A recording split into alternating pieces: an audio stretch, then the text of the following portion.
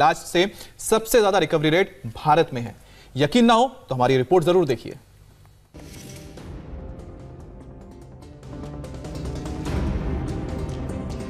Corona अपना दायरा बढ़ा रहा है। दुनिया भर में कोरोना महामारी बन चुका था, लेकिन हमने तैयारी क्या की थी? ना लैब थे, ना मास्क थे, ना पीपीई किट, ना टेस्टिंग। बिना हथियारों के हम एक ऐसे वायरस से जंग लड़ने जा रहे थे जो अदृश्य था, जो लाइलाज था, खतरे का अंदेशा था।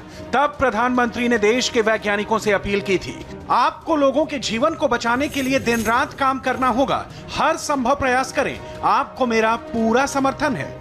दिल को सुकून देने वाला डेटा आया था, आप भी सुनिए। जनवरी में जहां सिर्फ एक टेस्टिंग लैब पुणे के नेशनल इंस्टीट्यूट ऑफ वायरोलॉजी में था, फरवरी आते आते पहले सप्ताह में ही 13 लैब तैयार हो गए। 24 मार्च तक 123 लैब में कोरोना की टेस्टिंग होने लगी।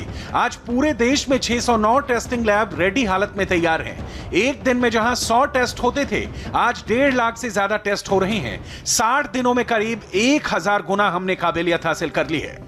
मतलब इस लेवल पर काम करना होगा। हमारी तैयारी पूरी है, लेकिन कोरोना की रफ्तार कहीं ज्यादा है। राहत देने वाली बात बस इतनी है कि पूरी दुनिया से तुलना में भी हमारी पोजीशन कंट्रोल में है। लेकिन जो रोज के डेटा आ रहे हैं, अगर उनका ट्रेंड ऐसे ही रहा तब चिंता की बात है। मतलब यह कि लॉकडाउन अभी पूरी तरह से अनलॉक होने वाला नहीं है। लॉकडाउन 5.0 की आगे की लड़ाई कैसे लड़ेंगे प्रधानमंत्री? जून में नरेंद्र मोदी क्या क्या कर सकते हैं? वायरस को रोकने की क्या क्या हो सकती है स्ट्रेटजी? छूट के साथ कोरोना से लड़ने का क्या क्या फॉर्मूला हो सकता है?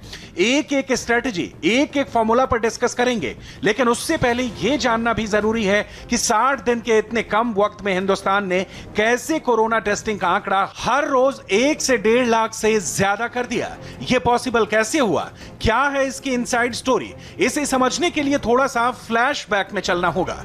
2009 में स्वाइन फ्लू आया था। महामारी से सैकड़ों लोग मारे गए। 2009 का अनुभव बहुत ही डराने वाला था, जिसके बाद देश में वायरस परीक्षण की जरूरत को महसूस किया गया। जब कोरोना का पहला मामला सामने आया, तभी एजेंसियां अलर्ट हो गईं, जिसके बाद प्रधानमंत्री की अपील ने एनर्जी बूस्टअप का काम किया। पीएम खुद और उनका ऑफिस लगातार वैज्ञानिकों के संपर्क में रहा, जिसके बाद आईसीएमआर की साइंटिस्ट निवेदिता गुप्ता ने इस जिम्मेदारी को संभाला। निवेदिता गुप्ता के ही प्रयासों से देश भर में लैब स्थापित करने के प्रयास को अंजाम दिया। आज देश भर में 609 लैब्स चल रही हैं, जहां 1.5 लाख से ज्यादा हर रोज टेस्ट हो रहे हैं। हमने टेस्ट की कामयाबी तो हासिल कर ली है, लेकिन कोरोना की रफ्तार अभी भी बेकाबू है, जो चिंता में डाल रही है। लेकिन सरकार का कहना है कि फिक्र की बात नहीं है। इसके पीछे सरकार का तर्क है कि पूरी दुनिया की तुलना में हमारे हालात काफी ठीक हैं। मोदी सरकार ने फ्यूचर प्लान से लेकर बढ़ते केसेस, रिकवरी रेट से लेकर डेथ रेट, हर पॉइंट की डेटा रिपोर्ट देश को दिखलाया। जो लोग लॉकडाउन के डिसीजन का नफा नुकसान कैलकुलेट कर रहे थे, उन्हें यह डेटा जरूर देखना चाहिए।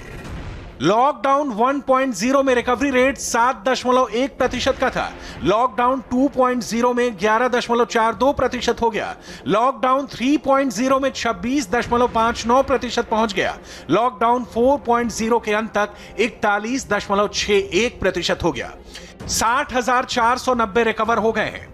एक और डेटा स्वास्थ्य मंत्रालय की तरफ से पेश किया गया, जो पूरी दुनिया की तुलना में सबसे कम है। वो है पॉजिटिव केस में हुई मौतों का आंकड़ा। 15 अप्रैल को जो डेथ रेट 3.3% थी, वो 26 मई तक जाते जाते घटकर 2.87% हो गई। अब हमें इसी आंकड़े को 0 तक पहुंचाना है। स्वास्थ्य मंत्रालय सिर्फ बता रहा है कि हमें डरने की जरूरत नहीं है।